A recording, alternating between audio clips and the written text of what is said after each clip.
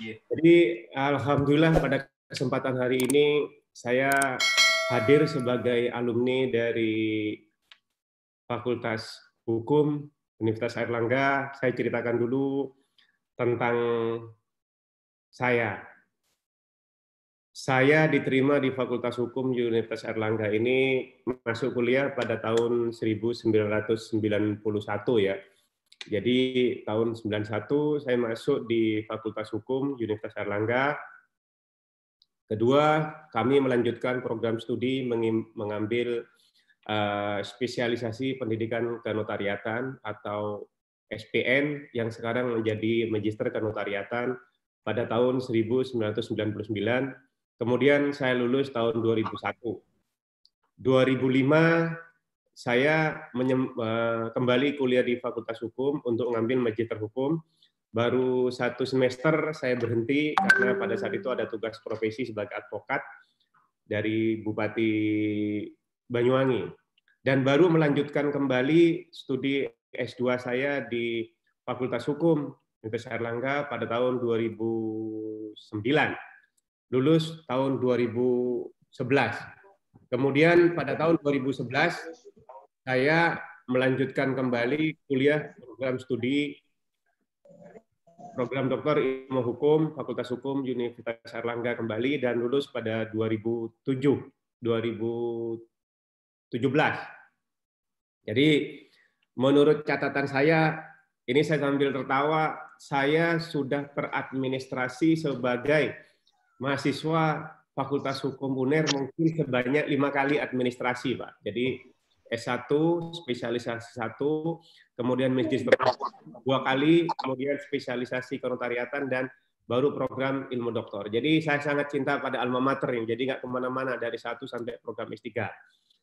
Ada beberapa aktivitas yang kami lakukan selama saya kuliah. Ini penting buat adik-adik, kalau yang mengikuti program ini ada beberapa yang masih kuliah, atau masih ngambil S1 atau S2, atau juga mungkin menempuh program studi S3 di Universitas Airlangga.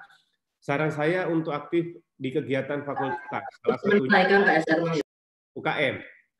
Saya dulu sebagai ketua unit kegiatan mahasiswa badminton. Saya ketua UKM badminton, juga aktif di kelompok-kelompok pengajian. Kebetulan saya beragama Islam di organisasi ekstra kampus, saya juga hadir sebagai ketua komisariat GMNI waktu itu. Tapi komunikasi saya dengan seluruh aktivis HMI, GMNI, PMII, PMKI, insya Allah kami baik waktu itu. Itulah yang kami bangun. Yang kedua, setelah lulus di tahun 95, pada tahun 95 akhir, 96, saya melanjutkan, kemudian menempuh karir sebagai advokat. 3 tahun saya magang di Manggala Surya. Jadi 3 tahun itu magang di Manggala Surya. Setelah lulus dari Fakultas Hukum Universitas Airlangga tahun 95 akhir, saya mulai 96 awal mulai magang. Dan pada tahun 99 saya setelah magang berusaha mendirikan kantor sendiri. Namanya waktu itu masih berpartner dengan rekan saya Kus Bahrul. Namanya waktu itu SNK. Profesinya yaitu tetap sebagai advokat. Kemudian yang kedua, pada tahun 2006 kemudian kami mendirikan kantor SMP Law Office. Jadi di SMP Law Office ini dulu mengantor pertamanya, rekan-rekan mungkin biar paham bahwa saya ngantor pertama kalinya di Wisma Darmala. Kalau sekarang di Surabaya itu menjadi gedung Intiland ya, Intiland. Jadi waktu itu saya 1 tahun saya kemudian ngantor di Wisma Darmala, kemudian membeli sendiri di Jalan Juwingan ini. Saya ceritakan kepada para peserta Zoom meeting hari ini, kantor saya ada 2. Yang pertama saya di Jakarta, di Gedung Sarinah, lantai 11, room 11-12. Jadi kalau yang ada di Jakarta mungkin bisa main ke kantor saya di Sarinah. Kemudian yang kedua baru kantor saya di Jalan Juwingan 120 ini. Itu untuk kantor saya.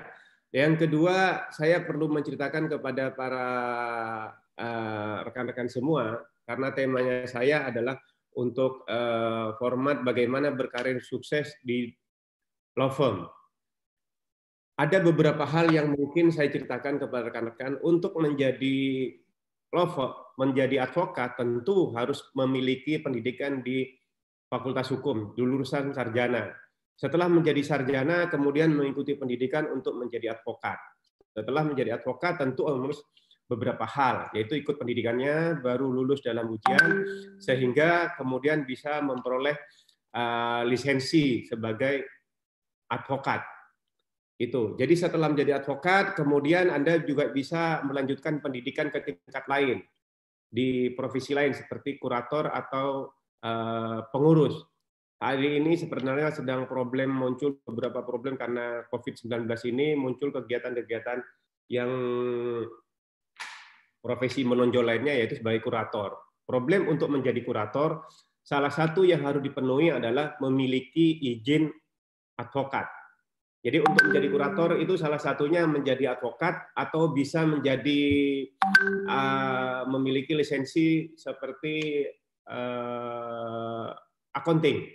Accounting bisa menjadi kurator karena syarat untuk menjadi kurator itu advokat juga accounting. Jadi rekan-rekan semua, jadi untuk menjadi advokat seperti yang saya sampaikan di awal, saya sudah ngirim format sebenarnya untuk digunakan di ini, tapi saya bacakan aja, nanti kalau memerlukan bisa pertanyaan, kalau tidak selesai sampai di sini, bisa ditanya lewat email kepada saya, nanti email saya sampaikan, mungkin bisa disampaikan sekarang. Alamat email saya saifulmaariflaw@yahoo.com. Jadi nama lengkap saya Saiful Ma'arif ditambahi law@yahoo.com. Jadi itu bisa disampaikan kepada saya pertanyaan-pertanyaan atau ingin tahu lebih jauh tentang profesi kantor saya juga bisa sampaikan. Barangkali ada para rekan-rekan advokat ingin mengetahui bagaimana terkait dengan profesi apa yang sudah atau perkara apa yang sudah kami tangani, nanti bisa kasih company profile dari perkara-perkara yang kami tangani. Itu. Yang kedua, perlu saya jelaskan kembali. Jadi untuk menjadi advokat, setelah menjadi sarjana hukum, memang untuk menjadi advokat harus magang selama 2 tahun.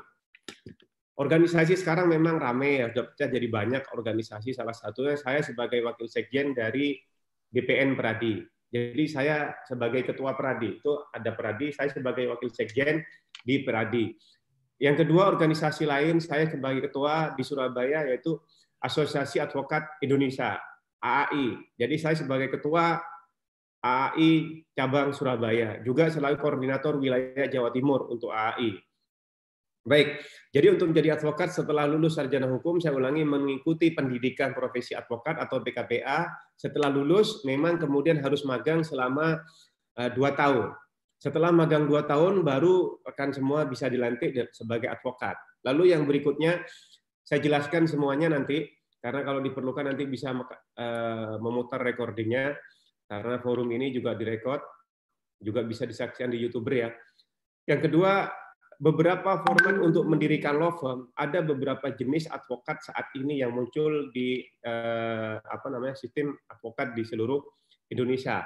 Advokat itu kita bagi beberapa hal. Yang pertama, advokat korporat atau perusahaan. Jadi hanya menangani sistem korporat, tidak litigasi. Yang kedua, ada beberapa advokat non litigasi. Jadi beberapa hal terkait non litigasi itu misalnya terkait dengan hak karya cipta ilmiah, itu didirikan tersendiri. Jadi dia tidak menangani korporat, tidak menangani litigasi, tetapi hanya khusus mengurusi problem atau persoalan perizinan untuk hak karya ilmiah atau HAKI. Yang kemudian juga ada di bidang lisensi lainnya, yaitu terkait dengan hak yang dimiliki oleh seperti lagu, yaitu menyangkut karya cipta. Itu juga bisa dimiliki. Spesialisasi. Yang kedua, yang berikutnya mungkin salah satu advokat yang terkait di bidang PKPU atau kepailitan. Setelah menjadi advokat, kemudian menjadi PKPU atau kurator, tidak menjalankan fungsi advokatnya, tapi lebih sering menjalankan fungsi selaku kurator. Itu. Ada juga advokat yang memiliki seni tersendiri, yaitu bidang perceraian. Dia hanya menangani perceraian terus-menerus. Itu sistem yang sering muncul dalam pekerjaan. Nah, ada beberapa hal lain yang harus dimiliki izin khusus oleh advokat untuk bergerak pada profesi lain seperti yang saya jelaskan di atas. Yang pertama terkait advokat perpajakan. Jadi untuk menangani perkara perpajakan harus memiliki izin untuk sidang di perpajakan. Yang kedua ada advokat pasar modal. Yang ketiga pasar terkait haki.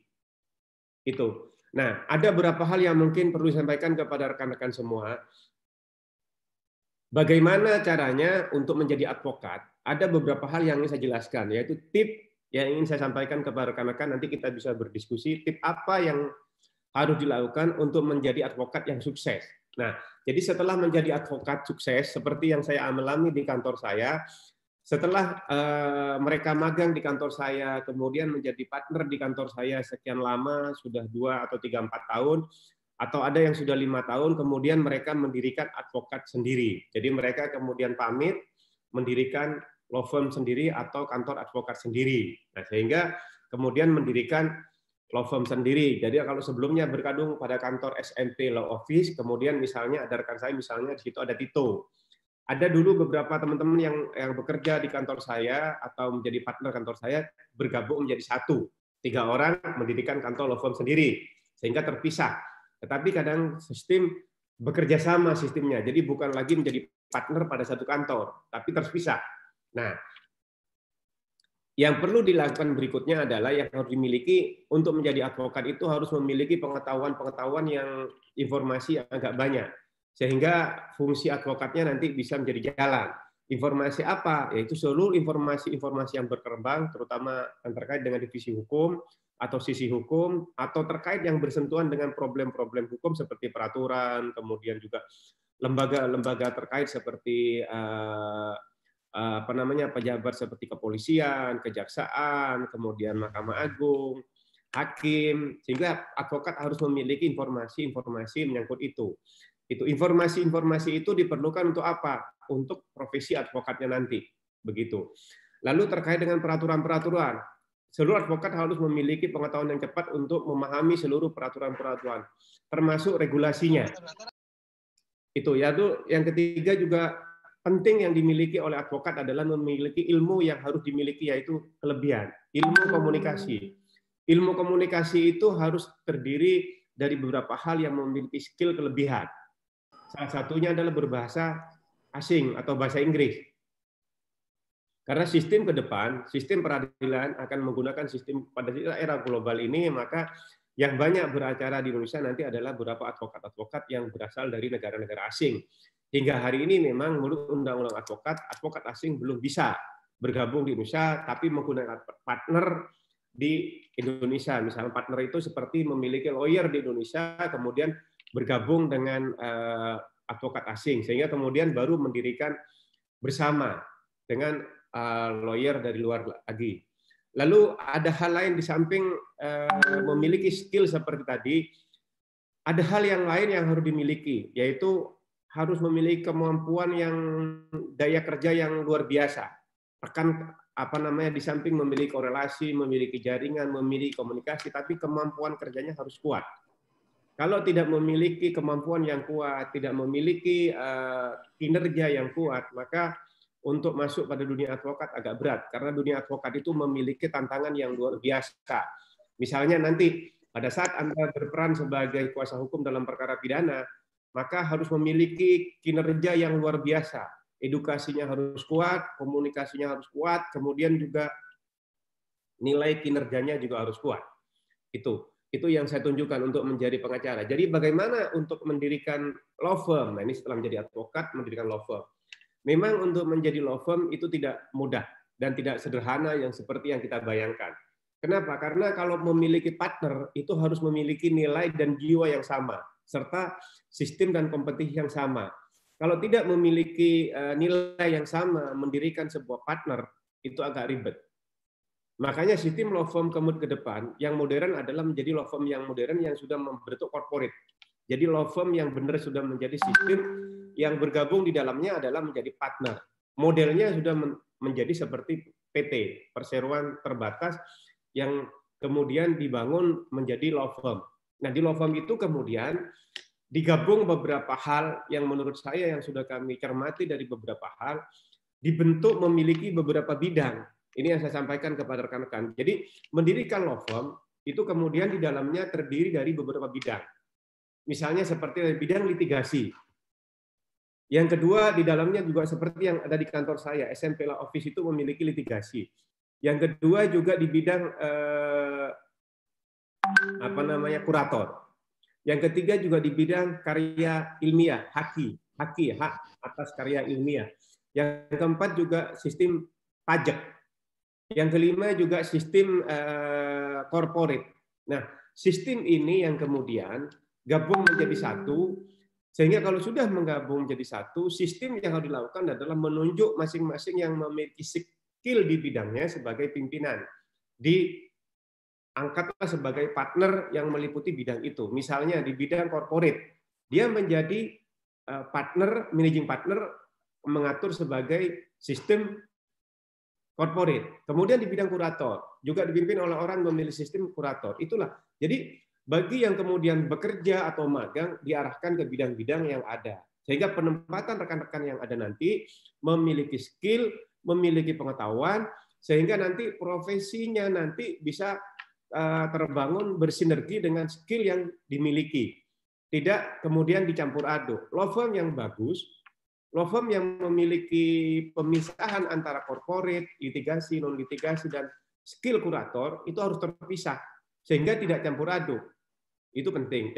Yang pertama. Yang kedua adalah memiliki administrasi yang rapi. Ini penting. Law firm yang bagus adalah misalnya di bidang corporate, nanti sistemnya juga memiliki administrasi corporate tersendiri. Misalnya corporate-nya sudah menangani in-house lawyer para perusahaan A. Maka terkait segala sistem di perusahaan itu tertata laporan keuangan, laporan administrasinya, sehingga tidak campur aduk dengan perkara litigasi. Itu sistemnya. Jadi untuk persoalan kurator itu harus administrasi terpisah. Juga untuk litigasi terpisah, untuk haki juga terpisah.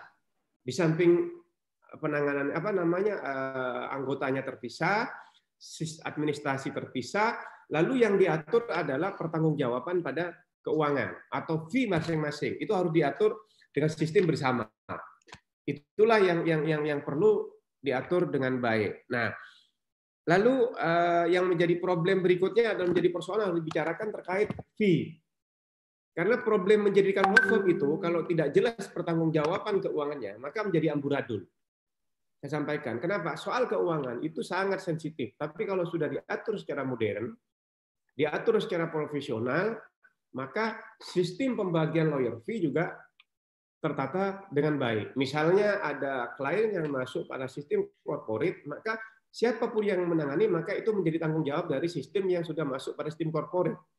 Sebaliknya kalau ditangani litigasi, maka itu menjadi tanggung jawab persoalan litigasi. Itu pun terbagi secara teratur. Misalnya pada corporate tadi fee yang diatur sudah jelas, juga pada sistem litigasi juga semua sudah teratur dengan baik. Itulah yang memiliki skill yang menurut saya tadi. Jadi tidak bisa dicampur aduk. Kalau mereka yang di corporate tidak mungkin diajak nangani perkara litigasi karena nanti akan amburadul. Atau sebaliknya, jika semua nangani sistem, baik nangani corporate, nangani litigasi, non litigasi, jadi satu. Tidak mungkin pada sistem modern, advokat law firm modern, satu orang menangani semua sistem. Yang terbaik adalah terbagi pada sistem yang tersendiri. Jadi itu yang bisa kami sampaikan. Lalu penanganan sistem dari klien itu bisa diatur mengacu pada perjanjian. Misalnya akan sistem corporate akan dibayar perusahaan asing hanya mau membayar misalnya berdasarkan kinerja jam kerja. Nah, kinerja kita, pekerjaan kita itu diatur menurut perjanjian yang sepakati dengan klien. Misalnya kalau mereka perusahaan asing, maka kita akan dibayar berdasarkan kinerja jam kerja kita akan diukur pada berapa lama kita bekerja. Nah, itulah yang akan dibayar. Jadi itu. Jadi menurut saya sistem komitmen yang dibangun dengan klien ini penting juga. Yang ketiga di samping beberapa hal yang mengatur ke internal sekarang kepada eksternal adalah perjanjian dengan klien. Pertanggungjawaban advokat itu menjadi bagus jika semua yang sudah dilakukan oleh SMP Law Office semua harus dibangun dalam perjanjian. Berapa lama masa perjanjian, berapa lama masa kita menjadi legalnya, semua sudah diatur. Apa yang menjadi hak kita, apa yang menjadi kewajiban kita, bagaimana progres, semua sudah diatur. Itulah yang kemudian menjadi tolak ukur dari kinerja kita. Jadi itu yang saya bilang tadi. Nah, sistem seperti inilah yang ke depan memang kita terapkan. Ada lagi sistem-sistem yang saya sampaikan di awal tadi, kalau kita sudah membangun law firm yang modern, saran saya bergabunglah kembali dengan advokat-advokat yang sudah memilih skill tersendiri, dipisah tersendiri, masing-masing dengan bidang tersendiri, diatur oleh manajemen tentang bagaimana mengendalikan sistem yang harus dilakukan. Tidak mungkin misalnya corporate kemudian mengatur sendiri keuangannya, tidak bisa. Kalau misalnya di kantor saya ada bidang 5, ada memiliki 5 sistem, ada litigasi, non litigasi, corporate, kemudian sistem pajak, kemudian kurator. Ini manajemen jadi satu, susah nanti. Makanya harus terpisah. Sehingga membagi sistemnya juga lebih gampang ke depannya. Itulah sistem law firm modern ke depan. Saya pikir itu. Ada beberapa sistem lagi yang memang harus dikendalikan. Kuncinya kepada rekan-rekan semua, kalau kita mau memilah sistem saya mungkin rekan-rekan bisa mencatat atau di sini ada beberapa hal yang kalau kita cermatin, kita pilih. Yang pertama mungkin sistem perbankan. Ini yang dialami di kantor kami. Jadi lingkupnya adalah litigasi. Yang kedua mungkin bisa pada sistem perbankan. Yang ketiga pada kepailitan atau PKPU. Yang keempat pada haki. Yang kelima kepada ketenagakerjaan, yang keenam pada imigrasi, yang ketujuh pada telekomunikasi, yang kedelapan pada asuransi. Nah, sistem itulah yang kemudian kita lakukan. Para sahabat-sahabat saya semua yang saya mengikuti sistem meeting Zoom ini, saya lihat ada sebanyak 212 peserta yang mengikuti Zoom ini. Ya, saya pikir itu yang disampaikan. Tetapi ada beberapa hal yang barangkali rekan-rekan mungkin menjadi perhatian serius adalah terkait dengan skill kita. Skill yang ingin saya jelaskan beberapa hal. Yang pertama tentang skill. Yang kedua relasi. Yang ketiga korelasi. Karena 3 poin ini inilah yang bisa membentuk diri kita. Skill. Hanya orang yang memiliki skill yang bisa dipakai. Karena nanti pasar yang menentukan. Pasar akan memilih orang yang memiliki skill sebagai tempat dia bekerja. Karena kepercayaan misalnya mau korporatnya dia tidak mungkin diberikan kepada advokat yang tidak memiliki skill. Jadi kunci pertamanya adalah skill. Skill itu memiliki beberapa hal. Yang pertama otomatis keilmuan di bidang hukum harus memiliki beberapa hal. Yang kedua, misalnya sudah memilih pada sistem kurator, maka dia harus memiliki skill di bidang kurator. Seluruh sistem kurator mulai A sampai Z dia harus pahami. Sebab kalau tidak, dia nggak akan bisa. Itu skill. Yang kedua, misalnya terkait perbankan. Dia harus paham tentang undang-undang perbankan dan regulasi perbankan. Kaitannya dengan OJK juga di dalamnya. Bagaimana kaitannya dengan Bank Indonesia. Bagaimana kaitannya dengan Menteri Keuangan. Semua itu harus dipahami. Itu contoh. Jadi, yang di samping skill, yang kedua adalah relasi. Setiap advokat itu harus bersedia dan harus mau menjadi marketing pada diri sendiri. Karena apa? Sistem marketing nanti, relasi nanti, karena Anda memiliki relasi itulah yang akan mendatangi Anda. Kalau Anda tidak memiliki relasi, maka Anda akan akan sulit untuk memiliki klien dalam bahasa advokat yang akan memberikan kepercayaan kepada Anda. Karena Anda tidak memiliki skill, juga tidak dikenal oleh mereka. Jadi bagaimana cara Anda memiliki skill sudah terpenuhi. Yang kedua adalah Anda memiliki relasi. Relasi itulah yang akan memperkenalkan siapa diri Anda. Itu penting. Siapa saya? Lah, itu harus ada pertanyaan pada Anda. Kalau Anda mau jadi advokat, maka Anda harus duduk di depan kaca, depan seperti yang sudah saya lakukan ini. Saya duduk di kursi, di situ ada kaca. Syukur-syukur kalau zaman modern sekarang Anda syuting sendiri, Anda tanya pada diri Anda, siapa saya? Nah, kalau Anda sudah bertanya begitu, tidak mungkin ada orang lain menjawab. Anda lah yang menjawab. Kalau orang lain menjawab, maka itu hanya penjelasan. Ini apa ini ketik nih? Bahwa Saiful adalah ini. Itu hanya menjelaskan. Tetapi sayalah yang menjelaskan siapa saya.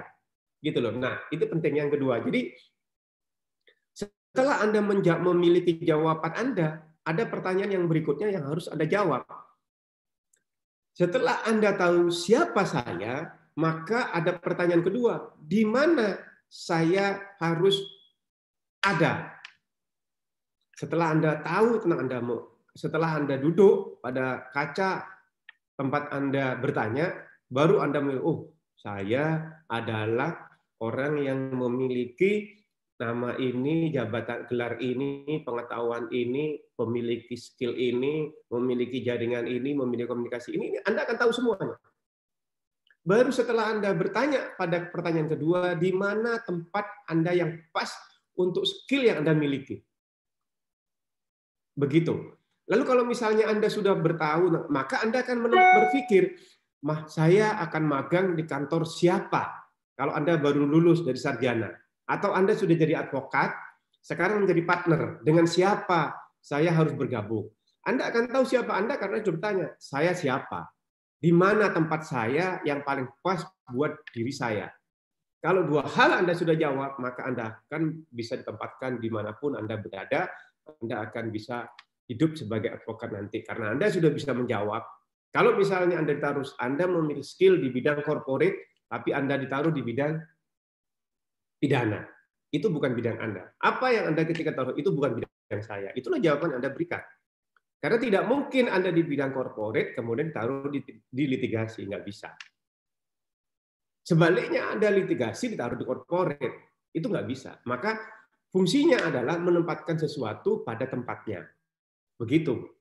Sama dengan ini tempat parkir mobil. Jangan tempat parkir mobil ditaruh sepeda motor. Itu nggak pas. Sama-sama tempat parkir, tapi bukan bidangnya. Itulah penempatan yang pas. Rekan-rekan semuanya, saya pikir setelah memiliki pertanyaan siapa saya, di mana saya, nah baru Anda bisa membawa diri Anda. Yang terpenting yang kedua adalah, yang terakhir yang disampaikan kepada rekan-rekan semua, Anda harus memiliki keyakinan diri Anda tadi. Anda sudah bertanya, siapa saya? Di mana saya berada? Anda harus memiliki keyakinan bahwa saya adalah saya. Itu loh. Penting. Karena kalau Anda tidak memiliki keyakinan, kemampuan, atau kepercayaan pada diri Anda, tidak mungkin orang lain akan mempercayai Anda. Itu yang bisa saya jelaskan kepada rekan. Nah, pengalaman-pengalaman saya, mungkin saya ceritakan kepada rekan-rekan, beberapa korporat yang sudah kami tangani, ada beberapa BUMN yang insya Allah sudah kami tanganin, dan sudah kami menjadi kuasa hukum mereka agak lama. Representatif hal perusahaan-perusahaan yang saya, ada perusahaan-perusahaan seperti misalnya Adikarya yang sudah kami agak lama menjadi itu, kemudian dari beberapa perusahaan besar seperti Lami Citra kalau di Surabaya, saya pernah menjadi in-house lawyer-nya, juga menjadi kuasa hukumnya, juga dari Bank Jatim, dari sisi perangkan juga Bank BRI, Bank Mandiri, semua saya pernah menjadi in-house lawyer-nya. Juga ada perusahaan lain yang mungkin saya tidak bisa jelaskan satu-satu karena di sini sudah ada banyak terkait corporate, terkait dengan perorangan. Saya beberapa kali sudah rata-rata kalau di Jawa Timur saya pernah menjadi kuasa hukum dari litigasi beberapa unsur pimpinan kepala. Jadi misalnya Bupati Bangkalan, Bupati Sumeneb, kalau di Madura, kemudian Bupati Banyuwangi, kemudian Wali Kota Surabaya, juga Wali Kota Pasuruan, juga menjadi Wali Kota Malang, juga Wali Kota banyak yang menurut catatan saya ini pemerintahan kota juga sudah banyak, kemudian BPN juga kami sudah nangani, BPN Provinsi, BPN Surabaya 1, kemudian Surabaya 2, itu yang sudah pernah kami tangani semua. Saya pikir itu yang bisa sampaikan Pak. Lebih bagus ke depan supaya nyaman, saya tidak lanjuti menjadi forum diskusi bersama. Jadi bertanya kepada saya, bentuk pertanyaannya bisa WA kepada saya, nanti saya baca satu-satu supaya nanti bisa saya satu-satu, apakah saya yang baca atau akan bagaimana, saya tergantung sistem yang diterapkan. Monggo Pak. Ya, saya pikir itu yang bisa disampaikan. Pak Moderator, Mas Ded, Mas Diki, ya. Bu Ratna. Iya, Pak Saiful sudah masuk beberapa pertanyaan yang di Zoom chat, yaitu diantaranya ada dari Akmal, dari Hima Magister Ilmu Hukum. Pak, bagaimana cara kita agar sukses berkarir di law firm? Dan apa saja yang perlu dipersiapkan agar kita bisa sukses membangun law firm sendiri? Nah. Ya, baik. Itu ada pertanyaan dari Pak Sabta Akmal ya? Iya, dari Magister Ilmu Hukum. Ya, itu yang saya sampaikan di awal tadi. Pertanyaannya intinya adalah bagaimana, supaya tidak salah, bertanya bagaimana rahasia kesuksesan dalam berkarir di sebuah law firm. Itu kan yang ditanya kepada saya. Ya, untuk rahasia menjadi law firm memang tidak mudah. Ada beberapa hal yang sudah saya jelaskan tadi. Menjadi lawyer itu harus memiliki seperti yang saya sampaikan tadi. Keyakinan, kekuatan. Kuncinya saya jawab di awal tadi. Anda tahu siapa diri Anda. Yang kedua, Anda tahu Anda memiliki skill di bidang apa. Yang ketiga, baru Anda memilih law firm siapa, law firm mana yang cocok buat Anda magang. Jadi setelah Anda memiliki pengetahuan tentang diri Anda sendiri, Anda misalnya skill memiliki ahlian di bidang perbankan, maka Anda melihat corporate yang memilih, salah satunya adalah menangani sistem perbankan. Jadi begitu Anda masuk kepada law firm yang ingin Anda bergabung, Anda ajukan lamaran tentunya. Dalam lamaran tentu Anda jelaskan siapa diri Anda, alumni mana, lulusan mana, kemudian skill apa yang harus Anda jelaskan dalam permohonan Anda. Nah, baru begitu Anda dipanggil, Anda sudah duduk, datang, Pak Saiful, saya memiliki skill di bidang perbankan. Saya sudah berpengalaman menulis ini. Saya pernah magang di kantor ini. Atas dasar itu Anda bisa diterima untuk bergabung pada skill yang Anda miliki. Itu. Yang kedua memang, Anda memang harus memiliki kejujuran. Ini yang penting. Menjadi law firm, salah satu modal berikutnya di samping kepercayaan dirinya kuat, jati dirinya kuat, komunikasinya kuat, relasinya kuat. Yang utama juga adalah kejujuran. Kalau Anda memiliki skill kejujuran, maka Anda akan dipercaya oleh law firm tempat Anda akan bekerja nanti. Tapi kalau Anda tidak memiliki kejujuran, maka law firm tersebut akan bertanya kepada Anda. Nah, bagaimana Anda diketahui kejujurannya nanti? Mereka akan tahu adalah bagaimana Anda mengukur dari laporan-laporan progres yang Anda lakukan. Begitu. Jadi saran saya memang ketika Anda memilih law firm, maka memiliki sesuai dengan yang sudah memiliki nama besar. Misalnya ada perusahaan A yang skill di bidang ini, Anda memiliki skill, maka Anda melamar ke sana. Syaratnya apa? Memulai dulu. Kalau Anda masih sebagai advokat yang baru, maka statusnya Anda akan magang. Tetapi kalau Anda sudah memiliki pengalaman, maka Anda akan bergabung dengan sebuah law firm dengan dudukan yang strategi. Apa? Sebagai partner. Atau tidak menjadi partner langsung, tapi menjadi orang partner di bawahnya, nomor 2. Tetapi ukurannya adalah skill, pengalaman, kemampuan, dan tentu mereka akan dicek relasi Anda siapa aja. Yang menjadi pertanyaan juga kepada Anda, kalau Anda sudah bergabung dengan law firm saya, Anda akan membawa kemana? Itu juga harus dijawab. Kalau Anda sudah bisa menjawab bahwa saya akan membawa law firm ini ke sini, itu didiskusikan dulu. Begitu. Kalau nanti sudah dijawab oleh mereka, oh cocok Anda ada di bidang ini karena skill Anda di bidang ini, maka Anda ditempatkan di situ. Seperti itu. Jadi memilih law firm yang cocok adalah memilih law firm yang dengan skill pengetahuan Anda. Anda memang kalau masih baru bersedia untuk belajar. Law firm itu umurnya panjang karena tidak ada masa pensiun. Berbeda dengan jabatan, mau jadi jaksa, mau hakim, atau jadi polisi, ada masa pensiun. Tapi bagi lawyer tidak ada masa pensiun. Sehingga masa belajar, saya dulu magang 3 tahun, 4 tahun. Setelah magang, berpartner dengan teman saya 4 tahun. Baru saya mendirikan sendiri. Artinya masa-masa magang itu, masa bergabung dengan rekan itu membentuk diri Anda dulu. Sehingga Anda akan menemukan siapa diri Anda. Kalau Anda sudah menemukan diri Anda, maka disitulah Anda menentukan pilihan. Bahwa terbaik saya harus bergabung dengan Anda sudah punya nilai tawar. Kalau Anda tidak punya nilai tawar, maka Anda akan magang pun, maka ya akan Anda ditempatkan dimanapun, biasanya ikut. Tetapi kalau Anda sudah memiliki skill tersendiri, Anda akan bertahan pada skill yang Anda miliki. Karena dengan magang sekian tahun, maka Anda akan membentuk sebuah skill tersendiri pada diri Anda. Saya pikir itu, Mbak. Nah, Pak Saiful, kalau untuk magang, kalau untuk tadi magang kan Pak, nah biasanya apa saja sih Pak dokumen yang harus dilampirkan ketika teman-teman dari lulusan hukum itu mau magang? Selain CV dan mungkin format CV yang baik untuk supaya pihak kantor law firm-nya itu bisa tertarik untuk meng-hire kita. Dan biasanya untuk law firm sendiri, apakah ada syarat-syarat khusus dan informasi bahwa law firm membuka magang itu teman-teman bisa lihatnya di mana? Dan tadi pertanyaan yang tadi sebelumnya adalah mungkin yang kedua adalah bagaimana cara mendirikan law firm sendiri, Pak?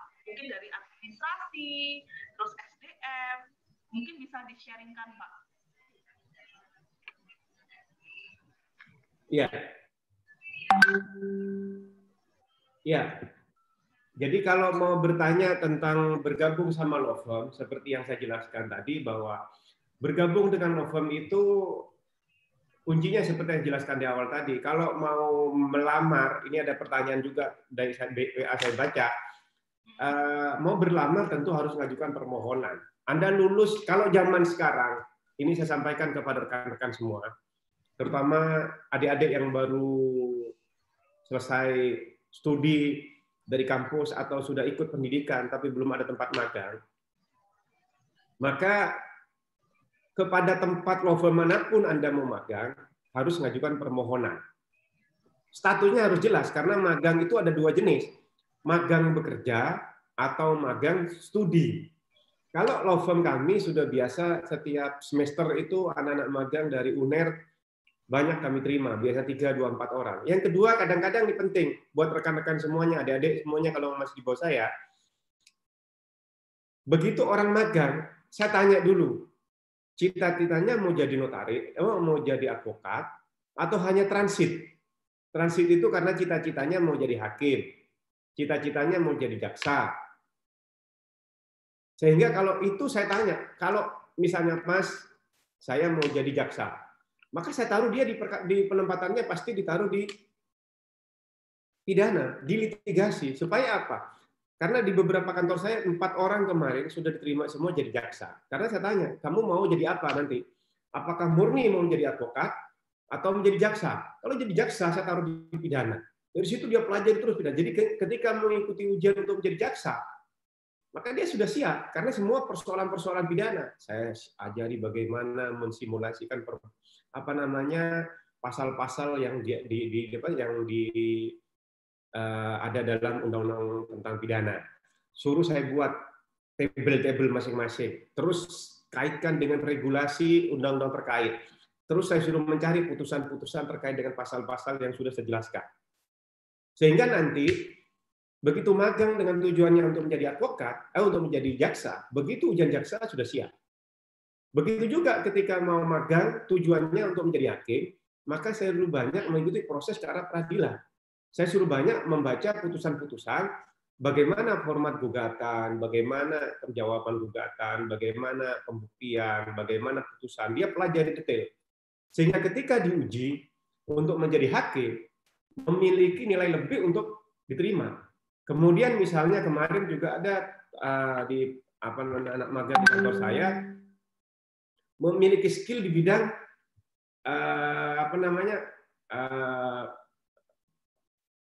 PKPU, bukan PKPU ya, KPPU, Komisi Pengawas Persaingan Usaha, KPPU.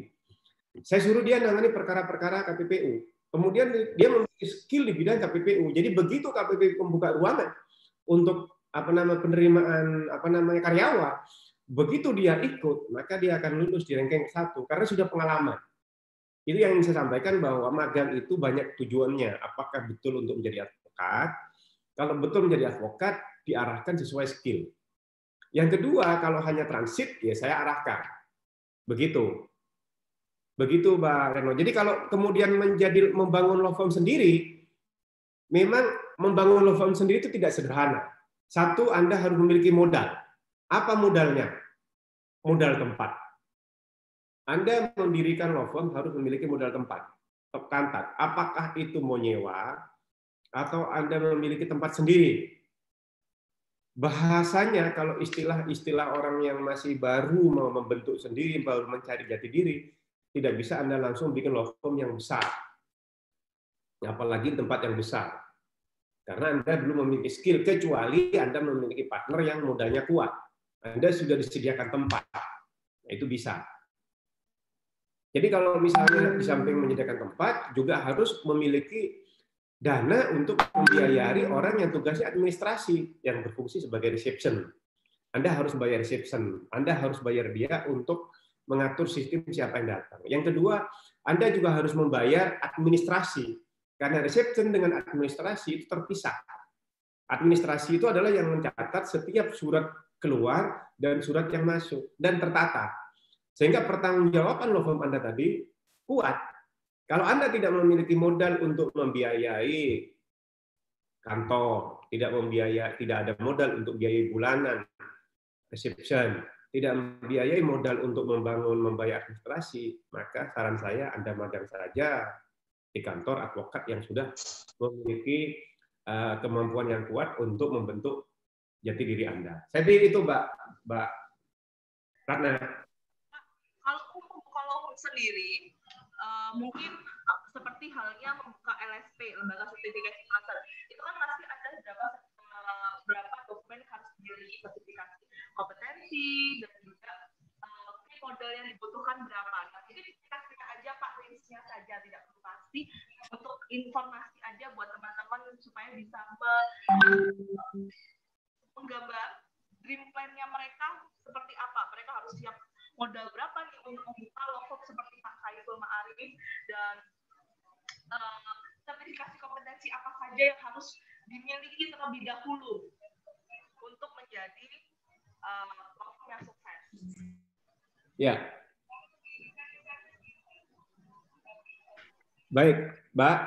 Seperti yang saya jelaskan di awal tadi, jadi untuk beberapa tadi untuk mendirikan law firm sendiri itu harus memiliki banyak hal. Satu, pengalaman.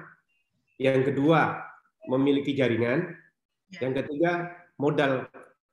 Komunitas ya Pak ya? Ada komunitas. Ya, kalau Anda tidak memiliki pengalaman, bagaimana Anda bisa membuka sendiri? Betul. Yang kedua, bagaimana Anda tidak punya relasi? Anda buka sendiri akan berat.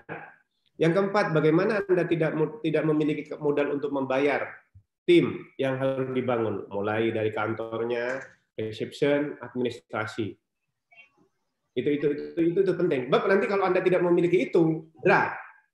Kalau saran saya, pengalaman saya secara pribadi dan pengalaman di kantor saya Jakarta, yang terbaik adalah Anda magang pada orang yang memiliki skill, karena ilmu itu Anda berkuliah di Fakultas Hukum misalnya rata-rata 4 atau 3,5 tahun atau 4 tahun. 3,5 tahun itu waktu yang pendek untuk magang. Kalau 3,5 tahun Anda maksimalkan pada saat magang, maka Anda akan memiliki skill dan pengetahuan. Maka saran saya, kalau Anda satu masih bujang, ini penting, Mbak. Anda masih bujang, Anda masih muda, maka merantaulah ke tempat yang memiliki nilai yang akan membentuk karakter diri Anda sebagai petarung. Karena advokat itu adalah petarung, bukan petarung tinju, ya. Petarung skill, kemampuan, intuitif, sama dipertaruhkan di situ. Nah, pengalaman saya, adik-adik kelas saya yang ke Jakarta, saya bertemu dengan mereka, rata-rata mereka memilih tempat magang yang memiliki pengetahuan yang luar biasa, jaringannya sudah kuat, dan tapi syaratnya tadi terpenuhi, memiliki skill, memiliki pengetahuan, memiliki kemampuan berbahasa yang kuat, memiliki jaringan yang kuat, yang terakhir memiliki kejujuran. Kalau Anda tidak jujur, tidak memiliki jaringan, tidak memiliki skill, tidak memiliki apapun yang menjadi advokat, jangan pernah cita-cita menjadi advokat. Berat. Begitu, Mbak. Pak, yang kalau sertifikasi kompetensi apa aja yang harus dimiliki, Pak? Dan mungkin komunitas yang harus diikuti apa saja? Mungkin Bapak bisa rekomendasiin ya, banyak komunitas di bidang hukum. Jadi sebenarnya kalau komunitas yang membantu untuk menjadi besar itu sebenarnya sederhana, Pak. Bahwa ketika mau bangun bangun jaringan, Anda sudah memiliki skill, maka ditaruh menghadapi posisi apapun pasti akan siap. Tetapi tidak memiliki skill, tidak memiliki kemampuan, tidak memiliki kinerja. Ini jadi begini. Mau jadi advokat, saya ulangi sekali lagi pengalaman dari pribadi saya. Jadi menjadi advokat itu harus memiliki nilai juang yang tinggi. Kalau Anda tidak memiliki nilai juang yang tinggi, maka Anda tidak bisa atau tidak siap untuk menjadi advokat. Maka sekarang kalau menjadi advokat harus ditata untuk memiliki nilai juang yang kuat. Yang kedua, skill. Tidak ada usia berapapun tidak bisa berbahasa Inggris. Skill bahasa Inggris itu utama. Yang ketiga, memang harus memiliki skill tersendiri yang khusus, karena nanti Anda akan milih. Atau kalau tidak, ya Anda tidak akan diterima pada law firm yang besar yang sudah bisa menempatkan Anda. Begitu. Jadi kalau tidak memiliki skill, tidak memiliki pengetahuan, tidak memiliki jenjang yang kuat, tidak memiliki, ya menjadi peserta biasa di law firm itu. Tapi kalau Anda memiliki skill, caranya memperoleh skill, yaitu tadi memiliki pendidikan yang berkelanjutan. Satu, berbahasa Inggris. Yang kedua, pendidikan diselenggarakan oleh seperti yang biasa dilaksanakan oleh lembaga-lembaga pendidikan, seperti yang sering menangani itu si Prof. Jimli Asidiki itu di Surabaya sudah ada. Nah, mengikuti pendidikan itu harus jangan hanya butuh sertifikat, tapi yang dimiliki betul-betul memiliki skill. Misalnya format untuk bikin kontrak drafting. Anda harus memahami betul apa kontrak drafting itu yang benar. Itu harus difahami peraturan perundang-undangannya sama regulasinya. Keterkaitannya lain. Yang tidak lupa adalah prakteknya, begitu. Jadi Anda sudah magang, Anda memperoleh sertifikat, tapi belum pernah mencari praktek yang terkait dengan Anda memiliki lisensi, nggak bisa. Jadi Anda juga bingung, apa ini saya sudah punya sertifikat, ini mau dibawa kemana? Nah, itu makanya harus diuji dengan mencari pengetahuan-pengetahuan pada tempat lain. Apa tempat lainnya? Mencari jurisprudensi, melihat pengalaman-pengalaman yang sudah muncul di hukum online misalnya, itu kan banyak pertanyaan. Kemudian membeli. Nah, membeli bahasa saya putusan-putusan pengadilan jurisprudensi. Jurisprudensi yang besar dipilah-pilah. Mana yang khusus skill yang ingin Anda tekuni. Dengan skill yang memiliki lisensi-lisensi seperti itu, Mbak Ratna, maka Anda akan memiliki hal untuk ditempatkan. Begitu. Nah, kaitannya dengan tadi untuk teman-teman yang mungkin baru lulus, itu kan tadi banyak Pak yang bertanya nih di Zoom chat, halnya dari teman-teman dari Fakultas Hukum UNAIR. Nah, untuk dari SFNP sendiri, untuk syarat magang, itu apa aja Pak? Persyaratan magang, periode magang, syarat dan ketentuannya untuk bisa belajar dengan kepada Pak Arif. Kalau ke kantor saya pasti memang syaratnya adalah menyampaikan permohonan magang. Yang kedua, memang karena baru lulus, ini kan belum memiliki skill lebih. Makanya memang sambil magang harus ada niat untuk, kadang-kadang begini nih Mbak, sarjana yang baru lulus kadang bertanya, setelah lulus jadi sarjana hukum, ini mau kemana? Apakah magang atau langsung melanjutkan program S2-nya? Itu loh Pak, itu yang sering kadang-kadang. Kalau secara pribadi ada pendapat, menurut saya kuliah S2 itu sebenarnya gampang. Karena bisa sambil bekerja nanti. Tetapi pengalaman saya secara pribadi, saya selalu mendidik, lulus, belajar dulu di lapangan. Karena kalau sudah belajar di lapangan, maka Anda akan mengarahkan kemana S2-nya, akan tepat. Gitu. Jangan tebak-tebakan. Misalnya, saya sudah lulus sarjana hukum, ya sudah saya melanjutkan program studi magister kenotariatan, atau saya melanjutkan pada magister hukum bisnis. Nah, ini kan tebak-tebakan. Boleh, tapi yang terbaik menurut saya, coba magang dulu, kira-kira 6 bulan, atau setahun, sehingga menemukan jati diri. Oh, skill yang cocok buat saya adalah nanti, saya ngambil magister hukum bisnis. Karena di sini lebih cocok pada hal-hal yang saya perlukan di lapangan yang akan saya bekerja nanti, gitu loh Pak. Yang kedua misalnya, kemudian saya rasanya lebih cocok di notaris nih, karena lebih cocok saya untuk mengambil magister kenotariatan, karena kalau jadi notaris itu kalau sudah nggak cocok jadi advokat bisa lompat untuk menjadi notaris, itu kan pilihan-pilihan. Tapi saran saya, alhamdulillah, Yang terbaik adalah Anda mencari tempat magang dulu. Yang kedua, belajar memiliki bahwa berkuliah itu dengan modal sendiri, jangan minta duit ke orang tua. Meskipun orang tua kuat, orang tuanya Anda punya, tapi belajar dulu bahwa yang terbaik buat saya adalah ini. Begitu, Pak. Jadi kalau kantor saya, silahkan lulus sarjana, laut penawaran, tapi nanti sebagai, ya itu tadi, karena belum memiliki skill, nanti ditempatkan di mana, diwawancarai dulu, nanti akan dilihat yang terbaik pada saat kuliah, misalnya untuk pendidikan apa, baru nanti diarahkan. Di samping saya wawancarai, begitu, Mbak. Ya, Pak. Jadi kalau untuk teman-teman semuanya yang masih punya waktu untuk kalau magang 3 bulan bisa nggak, Pak? Kalau magang 3 bulan itu nggak bisa apa-apa, Mbak. Nggak bisa ya. Minimal teman-teman magang berarti 6 bulan ya, Pak ya.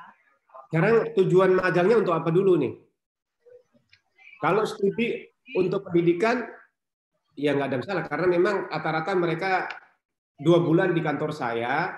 Karena pendidikan di UNER itu ada pendidikan apa namanya kuliah pendidikan. PKL. Itu memang mereka magang kaitannya magang studi, bukan magang bekerja. Jadi kalau menurut saya boleh magang, tapi diikuti dengan pendidikan berkelanjutan sendiri sambil magang, ikut pendidikan apa namanya yang dilakukan yang di Surabaya itu, misalnya ikut di kampus, di UNER, ikut seminar-seminar yang diselenggarakan misalnya di bidang perbankan, dia ikut sistem pendidikan apa yang lebih mengarah kepada sistem perbankan, gitu loh, Pak. Atau pajak. Pajak ini sekarang yang menarik yang perlu saya sampaikan, ke depan di Indonesia itu akan dilakukan sistem, sekarang ini sebenarnya sudah dilakukan sistem peradilan pajak. Peradilan pajak itu adalah advokat yang memiliki lisensi khusus juga untuk pajak. Nah itu yang ke depan nanti menarik. Sekarang yang kedua lagi ada tambahan sistem peradilan kelautan. Karena kelautan itu menjadi sistem peradilan tersendiri sekarang. Nah, sekarang belum banyak peminat ke sana. Tapi kalau misalnya nanti sudah Anda belajar ke sana, maka insya Allah juga akan memiliki skill tersendiri di situ. Yang itu juga akan membantu. Begitu, Mbak. Kalau magang 3 bulan itu nggak ada hasil apa-apa, Pak. Ya, jadi untuk teman-teman berarti teman-teman kalau misalkan mau magang studi berarti bisa ambil program mungkin ada mata kuliah PKL yang programnya 6 bulan atau setelah lulus sarjana hukum ikut magang kerja ya, Pak ya. Nah, untuk sertifikasi kompetensi yang harus dimiliki berarti kalau untuk seperti Bapak yang notaris ataupun pengacara sertifikatnya BNSP ya, Pak ya, melalui BNSP. Iya, kalau kantor saya seperti yang saya bilang tadi, Mbak, kalau zaman sekarang bisa datang ke kantor saya, sampaikan lamarannya ke SMP Law Office, ditujukan kepada saya, nanti akan diterima di administrasi, tinggal nomor teleponnya nanti akan dihubungi lewat WA, lewat email. Supaya nanti yang di Surabaya, Jalan Juwingan 120, mungkin nanti bisa dimintakan di situ sudah di company profil kantor saya di situ sudah ada. Yang kedua untuk yang di Jakarta bisa disampaikan ke kantor saya di Sarina.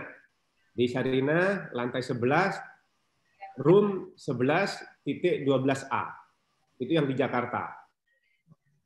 Nah, sekarang misalnya, saya juga tidak menutup kemungkinan buat mereka yang sedang belajar, studi, untuk belajar. Datang aja kantor, nanti saya sudah berjanji kepada alma mater saya di Universitas Erlangga, ini sudah saya pakai ijazah alma mater. Jadi kalau adik-adik mahasiswa yang ingin memerlukan skill untuk belajar, saya selalu membuka ruang untuk mereka belajar. Bagaimana untuk memiliki skill, karena kalau di kampus ya pengetahuan yang berbeda teori saja. Tapi dalam praktek itu hanya bisa diperoleh di tempat yang sudah misalnya memiliki skill seperti kantor SMP tadi, di atas tadi, Mbak. Saya akan selalu buka ruang. Tapi kalau datang bersama Rama 240 orang datang ke kantor saya, wah susah nanti ya, harus kita bagi. Terus janjian dulu ya, Pak ya. Nah, ini ya. ada Muhammad Rizal Syafira dari Fakultas Hukum UNER Magister Kenotariatan, alumni. Saya berdomisili di Kota Batam. Jika ingin menjadi advokat, apakah lebih baik buka kantor sendiri di Kota Batam atau memang kerja di kantor advokat di luar kota seperti Jakarta, Surabaya untuk belajar lebih banyak terlebih dahulu dengan para senior? Menurut Bapak gimana, Pak? Kalau itu tuh nggak ada masalah, Mbak. Tentang pendidikan advokat itu kan berlaku di seluruh Indonesia. Ya. Advokat itu pendidikan dimanapun, cuma yang harus diperhatikan adalah pelantikan. Pelantikannya ini beda, Mbak. Jadi begini, advokat itu akan dilantik di tempat sesuai KTP. Jadi kalau misalnya saya ada misalnya alamat KTP saya di Surabaya, kemudian saya ikut pendidikan PKPA di Surabaya, kemudian minta dilantik saya jadi advokat di Jakarta, nggak bisa. Advokat itu hanya dilantik di tempat berdasarkan alamat. Begitu. Kalau kurator itu pasti pendidikannya di Jakarta. Ada juga dari Zaki Ikro dari FTMD Teknik Mesin Penerbangan ITB. Dia mau tanya, Pak, iming dasar finansial mungkin masih yang paling mendominasi pikiran para calon lawyer. Tapi apa saja sih Pak tantangan yang akan dihadapi? Itu dari siapa tadi, Bu? Zaki Ikro dari FTMD Teknik Mesin Penerbangan ITB. Dan dalam kode etik advokat sendiri, apakah boleh merangkap profesi ganda, dokter, advokat misalnya? Kurang jelas suaranya. Gimana? Ada 2 pertanyaan, Pak, yang masuk di Zoom chat. Okay. Yang pertama dari Zaki Ikro dari FTMD Teknik Mesin Penerbangan ITB. Iming-iming kebebasan finansial mungkin masih yang paling mendominasi pikiran para calon lawyer. Tapi apa saja sih tantangan yang akan dihadapi? Karena beberapa mungkin yang kalau lulusan S1 banyak yang cerita teman saya dia lulus S1 Fakultas Hukum, magang, tapi kan magangnya itu kan dia nggak dibayar, Pak. Jadi ibaratnya ini seperti belajar di kantor hukum, jadi masih biaya sendiri, belum mendapatkan gaji. Nah, tapi kalau sudah ambil S2, sudah punya skill, baru bisa melamar sebagai karyawan di kantor hukum tersebut. Mungkin kaitannya seperti itu. Nah, mungkin Bapak bisa jelaskan tantangan apa saja yang akan dihadapi para calon lawyer ini. Dari Mas Zaki mau bertanya seperti itu, Pak. Lalu yang kedua dari Ailsa Marvalodia Hakim. Dalam kode etik advokat sendiri, apakah boleh merangkap profesi ganda? Dokter advokat misalnya. Merangkap apa, Pak? Profesi ganda. Oh, profesi ganda. Oke.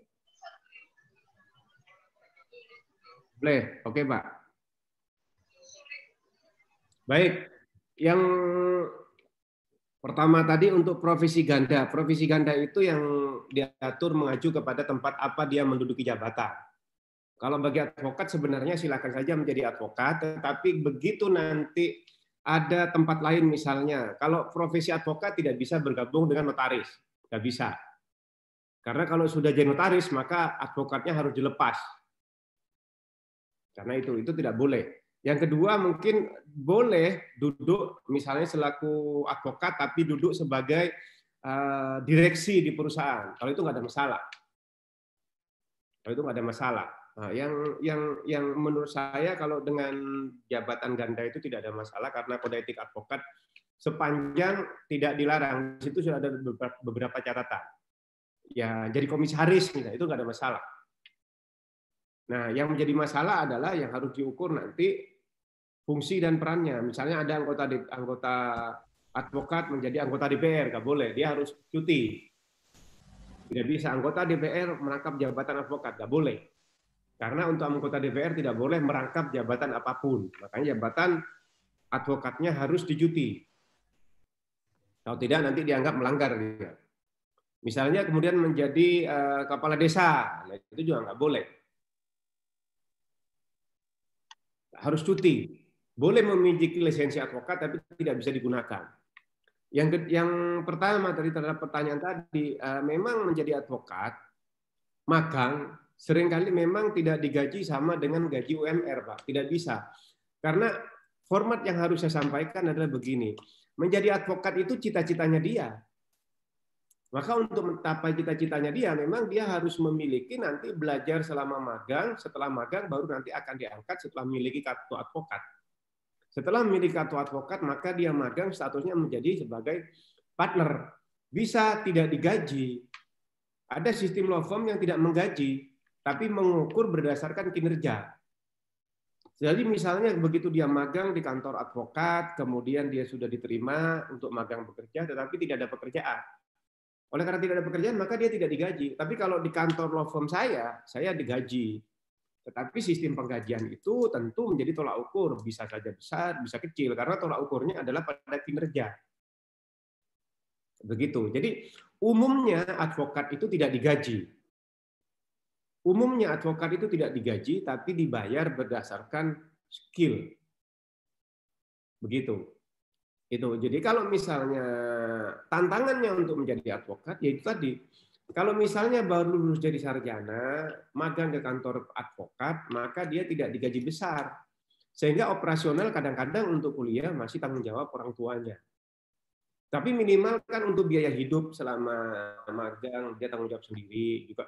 Jadi magang itu adalah untuk mencari ilmu dan pengetahuan. Begitu, sehingga nanti ilmu dan pengetahuan itu diperolehnya pada saat dia magang. Jadi tidak bisa misalnya saya diterima di sini melamar, Mas, minimal gaji saya di UMR ya. Anda akan ditolak. Tidak ada gaji karyawan itu dibayar ada UMR atau tidak. Jadi karyawan. Jadi apa? Karena magang di law firm itu beda dengan bekerja pada kantor. Jadi dia tidak digaji berdasarkan gaji UMR atau tidak. Begitu. Jadi profesi ganda sudah jawab, kalau dokter dengan advokat itu tidak bisa. Tidak bisa. Ini Pak, ada Akmal dari Hima Magister Hukum Unair. Pak, bagaimana jika ada advokat yang tiba-tiba dia lolos CPNS? Kira-kira bagaimana statusnya dan apakah harus membubarkan kantor? Sebentar. Gimana? Mas. Apakah skill? Oke. Mas ada masih online? Mungkin bisa dijelaskan Mas membubarkan kantor maksudnya gimana ya? Mungkin pertanyaan yang pertama dulu Pak. Kalau lolos CPNS, status advokatnya bagaimana? Ini ada Pak Akmal yang Magister Hukum. Pak, bagaimana jika advokat yang tiba-tiba dia lolos CPNS kira-kira bagaimana? Ya CPNS-nya ya dia harus memilih. Ya kalau misalnya begini, kalau dia sudah CPNS, dia tidak boleh memiliki kantor advokat. Kantornya pun harus ditutup. Karena CPNS dia menjadi pegawai negeri sipil kan tidak boleh merangkap jabatan jadi advokat. Itu adalah sebagai aparat penegak hukum. Jadi advokat itu setara dengan kepolisian, setara dengan jaksa, setara dengan hakim. Jadi 4 penegak hukum itu, saya ingatkan kepada rekan-rekan semua. Jadi advokat itu adalah pejabat penegak hukum. Siapa saja penegak hukum katanya? 1, hakim. Yang kedua, jaksa. Yang ketiga, advokat. Jadi hakim, jaksa, polisi, advokat. Itu 4. Kalau notaris boleh, Pak? Notaris nggak bisa juga. Notaris juga nggak bisa ya, Pak? Notaris itu adalah organisasi pejabat negara, Pak. Jadi pejabat negara itu dia tidak digaji, tetapi sebagai pejabat negara. Dari mana digajinya? Ya dari akte-akte yang dia buat. Begitu. Jadi tidak bisa notaris itu kemudian merangkap jabatan. Ada teman saya itu notaris. Dulu dia notaris, kemudian dia melepaskan jabatan notarisnya. Kemudian dia bergabung dengan advokatnya kembali untuk ikut pendidikan menjadi kurator. Karena kurator itu harus memiliki advokat. Jadi advokatnya yang sudah mati dihidupkan kembali, kemudian setelah hidup baru digunakan untuk ikut menjadi kurator. Begitu. Notaris tidak bisa. Dokter tidak mungkin. Karena profesinya tidak boleh dengan profesi ganda. Nggak bisa. Tapi ada advokat yang memiliki skill di bidang bidang kedokteran. Begitu. Jadi tidak bisa. Jadi Pak Supandio, ini apakah benar advokat itu membela kesalahan orang dan hanya bekerja pada orang yang berduit? Ini kan ada pertanyaan Supandiono, Pak.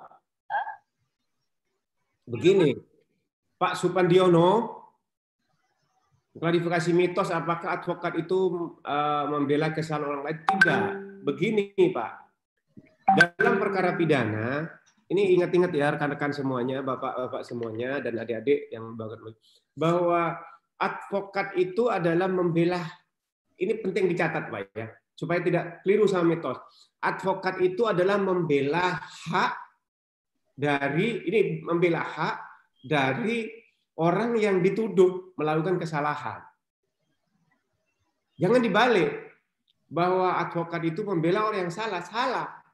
Keliru itu, Pak. Jadi mitos ini harus dibalik, bahwa advokat itu adalah membela haknya. Misalnya apa? Orang yang dituduh, tanda petik, orang yang jelas-jelas dituduh melakukan pembunuhan. Dia dibela oleh advokat. Pasti tanya, ngapain kamu bela orang yang bunuh? Dia bukan membela perilakunya, membela peristiwanya, tetapi dia membela hak dari orang yang telah melakukan tidak pidana dugaan pembunuhan atau dugaan perbuatan pidana. Apa haknya? Bahwa dia pada saat disidik punya hak untuk didampingin. Misalnya tindak pidana korupsi nih Pak, ini yang penting nih. Begitu orang dituduh tidak melakukan tindak pidana korupsi, tidak didampingi oleh advokat, maka penyidikannya tidak sah. Kenapa? Syarat formalnya harus didampingin oleh advokat. Jadi dia membela, advokat itu membela adalah memenuhi standarisasi hak dan juga membela hak dari orang yang dituduh telah melakukan perbuatan pidana tadi. Misalnya, kalau tidak didampingi advokat, bisa dipaksa. Misalnya disidik oleh kepolisian atau kejaksaan, kamu melakukan ya ini udah tempeling pelaku. Tapi kalau ada advokat kan nggak bisa, atau diancam. Memang tidak ada pemukulan, tapi diancam, kamu kalau tidak nurut dengan apa yang saya tanya dan jawaban tidak sama, maka Anda akan saya ancam dengan tindak pidana yang paling tinggi. Nah, tapi ketika ada advokat kan tidak boleh begitu. Jadi kayak begitu tidak bisa. Jadi maksud saya tadi yang saya sampaikan bahwa membela advokat itu bukan membela kesalahannya, tapi membela hak dari advokat. Tidak boleh ada hak pengancaman, tidak boleh ada pemaksaan, semua harus clear. Itulah fair play dari advokat, rule of the law. Begitu, Pak. Nah, Pak, saya mungkin buat masyarakat masih belum tahu, Pak, mungkin ada istilah kayak misalkan pendampingan kasus pro bono. Jadi kalau misalkan teman-teman punya masalah hukum nih Pak, yang mungkin masyarakat yang tidak mempunyai budget khusus, tapi butuh pendampingan hukum. Nah, kira-kira mereka bisa mendapatkan pendampingan hukum secara gratis gimana ya Pak ya? Begini, sistem law firm itu ada banyak, Mbak. Ada LBH. Ini kan ada pertanyaan tadi, bagaimana hanya membela pada orang yang tidak punya duit? Tidak punya duit itu adalah lembaga yang tugasnya memang membela orang yang pro dio bahasanya, Mbak. Di pengadilan itu ada namanya tempat yang disediakan oleh pengadilan, namanya tempat advokat yang sudah dibuat perjanjian dengan pengadilan, misalnya Peradi cabang Surabaya. Itu ada jadwal ngantornya di situ. Jadi kalau misalnya dia tidak punya duit, dia bisa datang kepada siapapun. Misalnya bisa datang ke kantor saya, dia ceritakan apa adanya, saya nggak punya duit, Pak, saya butuh untuk dibantu. Nggak apa-apa, nanti kita buat perjanjian bahwa selama mendampingi tidak perlu dibayar. Itu adalah kemampuan atau hak dari orang untuk minta ditolong. Tapi kalau udah, Mbak, saya hanya bela yang bayar. Kalau tidak bayar, bagaimana terkait dengan transportasi dan semuanya? Itu pilihan. Tapi kalau di LBH, seperti misalnya LBH Surabaya, dia memang bukan untuk dibayar. Jadi lembaga yang memang menangani perkara-perkara prodio tidak dibayar. Gitu. Ya, jadi memang ada, jadi nggak harus yang punya duit aja, itu kan pilihan ya Pak ya? Ya, ada pilihan. Kaitannya dengan mungkin Bapak untuk jenjang karir profesi seorang advokat dan notaris Pak, itu mungkin bisa dijelaskan harus yang pertama kalau mungkin bisa dijelaskan, Bapak mungkin bisa sharing apa saja sih Pak yang harus dilalui untuk profesi sebagai advokat dan notaris dan bedanya di mana? Begini, baik. Terima kasih. Terkait notaris ya. Notaris itu ada masa jabatannya. Notaris itu bisa kalau tidak salah umur 60, dia harus lepas jabatan dari pas atau 60 berapa itu. Kalau sudah atau 55, saya lupa. Tapi notaris itu saya sudah tidak, bukan profesi saya, tapi saya pernah kuliah pendidikan notaris ya. Notaris itu ada masa umurnya. Jadi kalau misalnya ini ada sahabat saya malah notaris senior di Surabaya, dia mendirikan kan awalnya lawyer. Ini real dan nyata. Kemudian dia lepas lawyernya, dia memilih ke profesi notaris. Halo. Setelah notarisnya selesai atau sudah pensiun, dia kembali lagi ke pengacara. Ya karena notaris pengacara sekarang kan tidak memberikan batas usia, siapapun bisa bergabung. Kalau dulu memang usia orang yang pensiun dari kepala BPN, ada di Surabaya itu orang imigrasi, orang BPN, itu semua setelah pensiun melamar menjadi pengacara. Ya karena sistem undang-undang tidak melarang, ya mereka diterima. Ya itulah yang sistem yang seharusnya tidak boleh, tetapi di Indonesia bisa. Nah, ini yang menjadi yang ini saya sampaikan kepada rekan-rekan semua tadi, adik-adik semua, bahwa memang sistem sekarang kalau sudah jadi notaris itu harus melepas jabatan advokatnya. Tetapi kalau sudah pensiun, apakah bisa? Undang-undang notaris, undang-undang advokat itu sebenarnya menyatakan undang-undang nomor 28 tentang advokat itu mencantumkan bahwa hingga hari ini advokat itu tidak ada batas usia untuk bergabung. Jadi masa orang-orang pensiun itu masih diterima oleh advokat. Karena memang tidak dilarang oleh undang-undang. Jadi kuncinya di undang-undang advokat, undang-undang undang advokat itu tidak mencantumkan umur begini boleh, tapi yang mencantumkan cuma umur minimal 25 tahun baru jadi advokat. Jadi nanti kalau pensiun jadi notaris melamar kembali. Banyak itu, Pak. Pengadilan-pengadilan sekarang kalau kita bertemu dulu yang bekerja sebagai orang BPN, badan pertanahan itu tahu-tahu ada ditanya, jadi apa Pak? Saya jadi pengacara apa? Lah itulah banyak pensiunan. Dulu apa Pak? Dulu polisi. Sekarang jadi advokat. Dulu apa Pak? Hakim. Jadi advokat. Itulah Pak. Jadi terkenal juga advokat itu sebagai penampung pensiunan-pensiunan Pak. Begitu keadaannya. Ya itulah karena undang-undang tidak melarang. Tapi di profesi tertentu tidak boleh dirangkap dua.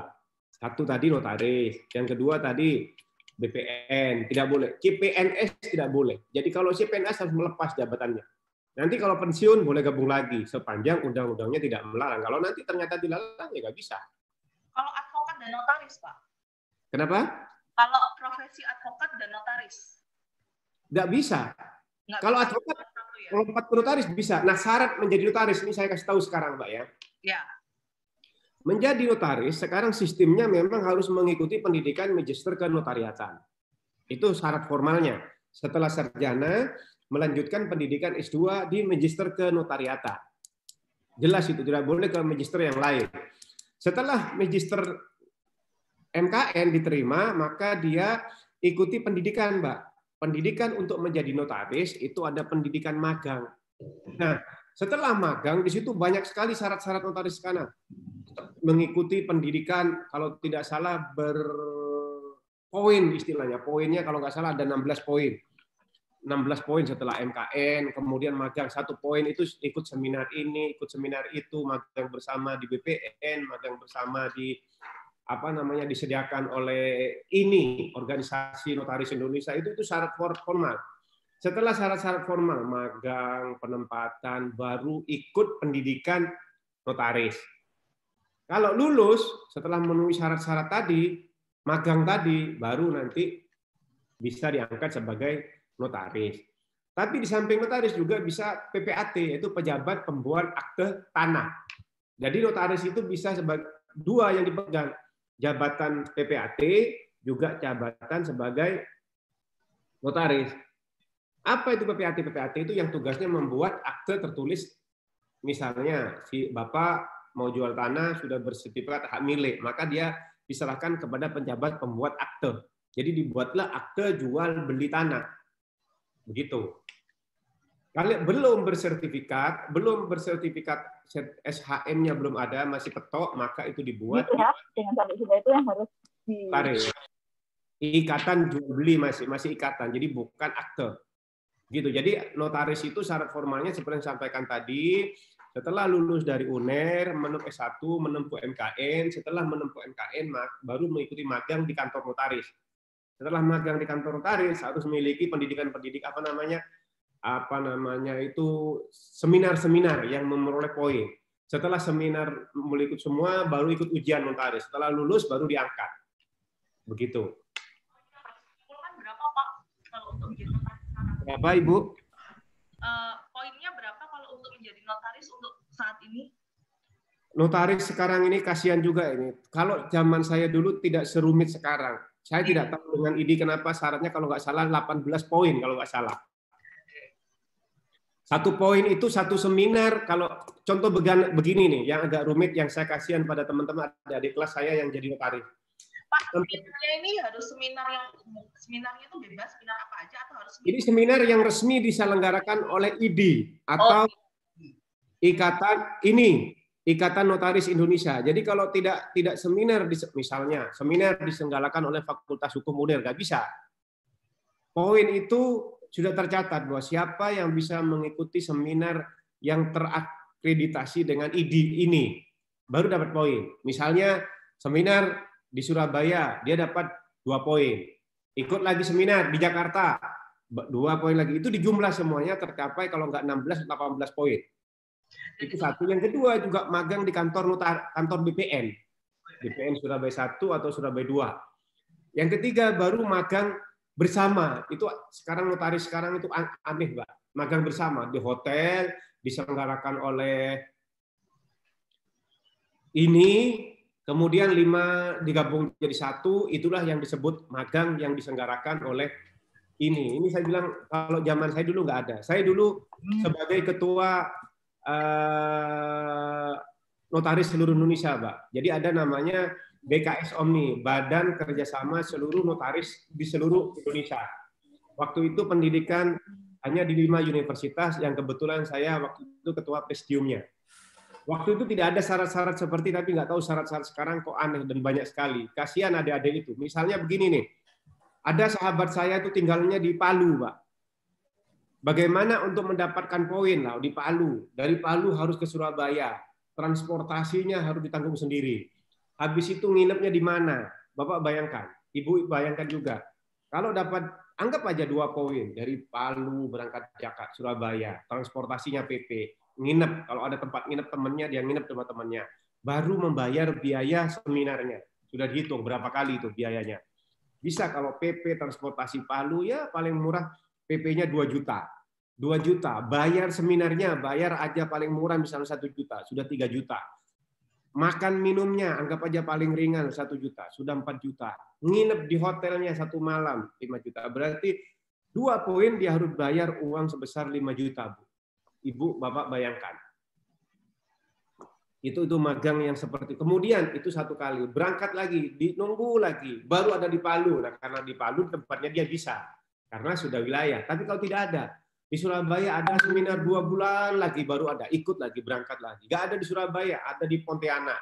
Atau ada di Balikpapan. Dia berangkat ke sana. Jadi transportasi yang harus dibayar itu begitu besar. Itulah saya juga kasihan juga yang menjadi notaris sekarang. Beda untuk jadi pengacara, Pak. Dimanapun Anda bisa ikut, tidak perlu bayar apa-apa, tinggal bayar dia daftar, diselenggarakan di situ, lulus diuji di situ, dilantik di situ. Magangnya juga di situ, cuma 2 tahun, nggak serumit jadi notaris. Itu notaris, kasihan juga. Itu ya Pak ya, yang daftar pradi. Ya, itu yang saya sampaikan. Oh ya, yang kalau untuk jadi advokat syaratnya cukup daftar di pradi aja gitu Pak? Kalau organisasi sekarang kan banyak, Bu. Jadi kalau sekarang untuk menjadi advokat kan tidak harus ke pradi. Kalau saya kebetulan di Wakil Sekjen Pradi. Ada lagi organisasi lain, ada IPHI, ada AAI, ada IKADIN, banyak organisasinya. Ikut di situ nggak ada masalah. Jadi tidak harus nama tertentu kalau sekarang. Jadi organisasinya itu masih banyak. Bapak-bapak dan adik-adik semua bisa ikut semua di organisasi itu. Jadi tidak harus misalnya di Pradi. Ada organisasi lain yang diakui, misalnya AAI. boleh. Nggak apa-apa, karena undang-undang sendiri sebenarnya hanya peradi, tetapi dengan surat keputusan Mahkamah Agung tahun nomor 93 itu yang kemudian organisasi apapun diakui. Begitu. Nah, kalau di gelarnya Pak Saiful sendiri kan ada SH, CN, MH, CLA juga, itu mungkin bisa dijelasin Pak? Ya, saya dulu kalau sarjana hukum tentu ya saya kuliah di UNER. Ya. Yang kedua, saya dulu angkatan terakhir sebelum menjadi MKN, Ibu. Oh. Jadi sebelum menjadi MKN, pendidikan namanya Spesialisasi Pendidikan Notaris, SPN. Gelarnya CN. CN itu kandidat notaris. Kalau sudah lulus jadi notaris, maka gelarnya hilang. Makanya kalau Bapak-Bapak Ibu semua melihat, notaris itu adalah gelar. Jadi kalau sebelum jadi notaris, sebelum berlakunya undang-undang tahun-tahun 2000 itu, CN itu adalah gelarnya awalnya CN, setelah lulus maka menjadi notaris. Maka gelar CN-nya hilang. Oleh karena saya tidak pernah menjadi notaris, maka gelar CN saya masih melekat. Saya tidak kuliah, apa istilahnya tadi, saya tidak menjadi notaris karena bagi saya gelar saya itu sudah gelar terakhir dari pendidikan spesial. Setelah itu menjadi MKN. Itu Bu. Yang kedua, CLA itu sertifikat legal audit. Jadi saya mengikuti pendidikan khusus yang diselenggarakan oleh Jimli Asidiki di Jakarta selama 2 minggu. Kemudian diuji, kalau lulus boleh memperoleh gelar CLA. Jadi saya menjadi legal audit. Jadi bisa melakukan legal audit. Legal audit itu yang memeriksa seluruh keuangan dari corporate. Jadi seluruh sistem keuangan mulai dibentuk sampai terakhir. Itu peraturan-peraturannya, regulasinya kita periksa. Setelah diperiksa, diberi penilaian. Itu merupakan hasil dari sertifikat legal audit. Jadi dia diberi kewenangan untuk memberikan apakah ini mengikuti aturan atau dia tidak mengikuti aturan. Begitu, CLA, Bu. Kalau dokter saya di Fakultas Hukum UNER juga. Ambil apa, Pak? Saya ngambil program studi ilmu hukum terkait hukum acara pidana, Bu. Begitu. Jadi spesialisasi saya, keahlian saya di bidang hukum acara pidana sebenarnya. Kalau kurator tidak ada gelar. Oh, kurator tidak ada gelar, Pak. Kurator itu memiliki lisensi untuk berperkara tapi hanya mendapatkan kartu dari Menteri Hukum dan HAM, sertifikat. Tapi tidak ada gelarnya. Sama juga dari apa namanya haki yang dikeluarkan oleh Menteri Hukum dan HAM juga tidak ada gelar. Begitu. Nah, oke Pak,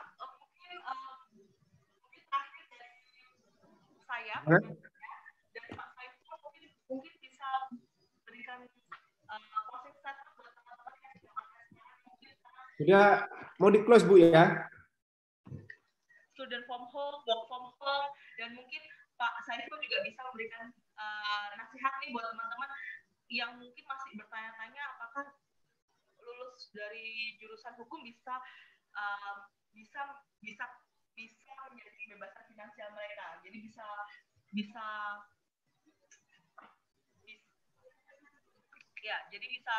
bebas finansial, tenang gitu. Mungkin bisa diberikan konsentrasi buat teman-teman yang sekarang lagi studi from home, work from home, lagi ngejar pendidikan profesi juga, dan lagi bingung mau milih advokat atau notaris. Ya, baik. Sekalian penutup ini Bu ya. Iya.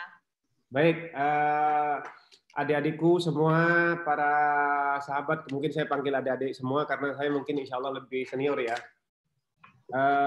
Terima kasih. Seperti yang sudah saya paparkan di awal tadi, bahwa format untuk menjalani profesi memang harus memiliki beberapa hal.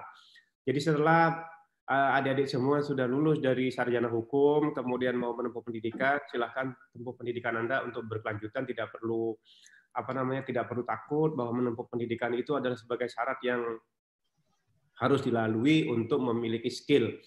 Nah, saran saya kepada adik-adikku semua yang saya cintai, saya banggakan, terutama yang dari alma mater Universitas Airlangga, Anda untuk menjadi profesi apapun seperti pengacara juga atau bahasanya advokat atau juga menjadi notaris atau juga menjadi hakim atau juga menjadi jaksa, saran saya kepada adik-adik semua, Anda harus terus belajar dan terus belajar untuk meningkatkan skill ya.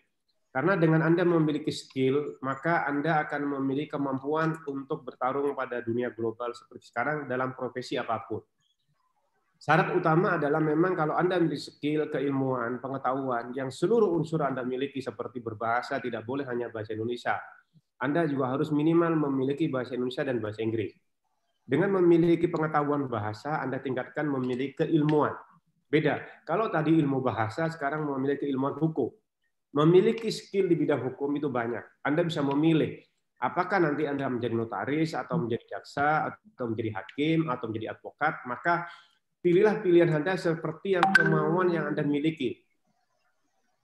Tidak boleh Anda memilih berdasarkan apa permintaan orang tua saja. Tetapi jadilah diri Anda. Karena Anda memiliki skill, pengetahuan, dan kemampuan kinerja yang diukur dari kemauan yang luar biasa, maka Anda akan bisa hidup di jalur profesi apapun. Sehingga kalau misalnya tadi Anda sudah memiliki skill, kemampuan, pengetahuan, juga jati diri yang kuat. Jadi kemampuan Anda harus kuat. Kalau Anda tidak kuat ditaruh di posisi apa, Anda nggak akan bisa. Hanya orang yang kuat yang bertahan. Di samping yang kuat juga harus memiliki kejujuran. Jujur pada siapa? Pada diri sendiri, kepada Allah, Tuhan Yang Maha Esa, juga kepada orang tua, juga kepada Anda bekerja. Yang tidak juga kalah adalah jujur pada klien Anda. Anda terbiasa untuk terbuka sehingga jadi diri Anda adalah orang terpercaya karena Anda memiliki skill yang lain, yang lebih. Misalnya Anda jujur, terbuka dan transparan. Itu akan menempatkan diri Anda pada masa pekerjaan Anda. Saya pikir itu. Nah, dengan kemampuan-kemampuan itu semua yang sudah saya lakukan ditambah dengan apa? Korelasi dan relasi. Anda harus memiliki skill yang memiliki korelasi dengan lingkaran yang Anda perlukan nanti. Komunikasi dengan semua orang Anda harus lakukan, semua profesi Anda harus bangun. Tidak boleh Anda menutup komunikasi, karena dengan menutup komunikasi, maka Anda akan tertutup oleh komunikasi Anda diri sendiri, Anda sendiri. Misalnya Anda hanya melingkari pada keluarga saja, maka Anda tidak bisa diperlukan di tempat lain. Anda hanya hidup di keluarga Anda. Tetapi jadilah orang yang dimanapun Anda berada, disitulah Anda diperlukan. Begitu. Kalau Anda sudah memiliki skill, memiliki kemampuan, dan Anda diperlukan, maka disitulah Anda akan hadir.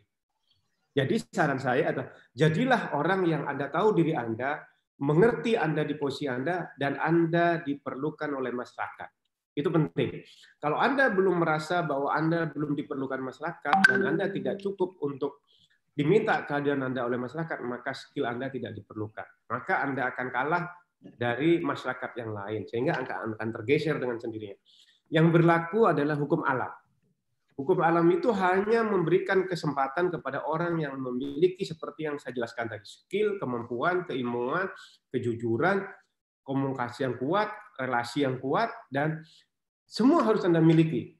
Kalau Anda miliki, maka jati diri Anda kuat, kuatkan pada kemampuan Anda. Bangun komunikasi. Syarat untuk memiliki semua, jangan takut untuk bertanya. Karena kalau Anda bertanya, maka Anda akan tahu. Yang berikutnya, kalau Anda memiliki pengetahuan, berikan pengetahuan itu kepada orang lain. Begitu. Saya pikir itu, Ibu. Jadi, Bu Ratna yang bisa sampaikan kepada adik-adik saya semua, kalau misalnya ada yang ingin bertanya lebih detail, bisa lewat WA saya sampaikan, mungkin bisa dicatat. Ya. Handphone saya 081 830 Ya. 7738. Oke, teman-teman bisa Email saya Saiful Ma'arif Lau. Saiful Ma'arif seperti yang sudah ditambahi bahasa Lau @yahoo.com. Saya ketikkan di Zoom chat ya Pak ya. SGA full Ma'arif anya double lau@yahoo.com. Ya. Betul ya Pak.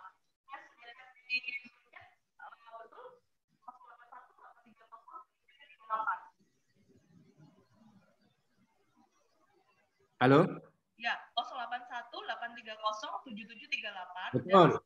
Full Ma'arif anya double lau@yahoo.com. Jadi teman-teman yang mungkin mau magang atau mau PKL student atau PKL kerja di Law Office bisa menghubungi nomor tersebut atau berdiskusi lebih lanjut ke Pak Marif. Nah, mungkin dari Bu Eli atau Pak Endi mau ada yang disampaikan kembali? Silakan Bu. Ya Mbak Ratna, Assalamualaikum warahmatullahi wabarakatuh. Waalaikumsalam warahmatullahi wabarakatuh. Ya, Pak Saiful, matur nuwun sangat. Saya tadi mengikuti sudah di tengah-tengah, tapi saya ikuti terus, luar biasa motivasi untuk adik-adik. Ya, matur nuwun. Saya Profesor ini, saya terima kasih. Saya buat adik-adik semua, saya selalu siap. Mereka bisa hadir untuk siap, Profesor. Tadi saya ke PPKK, Bu. Ya, oh tadi. Ya, saya pikir tadi ini apa namanya ada di. Saya tadi dari pagi cuma terus ke FKG sebentar karena ada yang diurus seperti selip. Tadi saya ke sana, saya pikir soalnya takutnya memang ini apa namanya apa istilahnya takutnya saya disuruh memaparkan dari situ. Nah itu. Oh. Tapi ternyata katanya bisa di. Ya. Tempat saya, kalau kemarin kami dari kurator sebenarnya dikasih logo PPKK, sebenarnya langsung bisa taruh di belakang di depan. Oh iya, lupa ada mestinya, tapi nggak apa-apa, dah matur nuwun yang penting dan luar biasa. Yang tertarik, ya. Prof, lain waktu kalau ada terkait ini, Prof, terkait yang saya sampaikan tadi, sebenarnya ada materi yang agak menarik sekarang ini, Prof, terkait dengan kepailitan ini, Prof. Oh. Banyak teman-teman saya, kebetulan saya memiliki lisensi di bidang kurator, Prof. Jadi misalnya mau bertanya terkait masa-masa yang berlaku buat global ini, Prof. Banyak sekali tagihan-tagihan yang sekarang tidak mampu lagi dibayar, karena suasana pandemi ini membuat masyarakat kan kesulitan, Prof. Nah itu yang kemudian membuat usahanya menjadi ya hampir tutup semua, Prof. Materi-materi seperti itu biasanya kita memberikan solusi apa yang harus dilakukan, bagaimana sudah ngalami itu di Pangsa Pasar kemarin kami hadir di Kadin, Prof. Kadin bahkan kalau dibuka terbuka seperti itu banyak peminat, Prof. Karena sekarang banyak orang ingin tahu gitu loh terkait kepailitan. Baik, nanti kami agendakan, kami akan bicarakan nanti saya Jabri. Ya. Prof, nanti ada waktu saya prinsip untuk alma mater saya siap, Prof. Matur nuwun sangat. Iya, saya luar biasa. Saya waktu itu karena ini kan memang agak spesifik ya, saya sadar.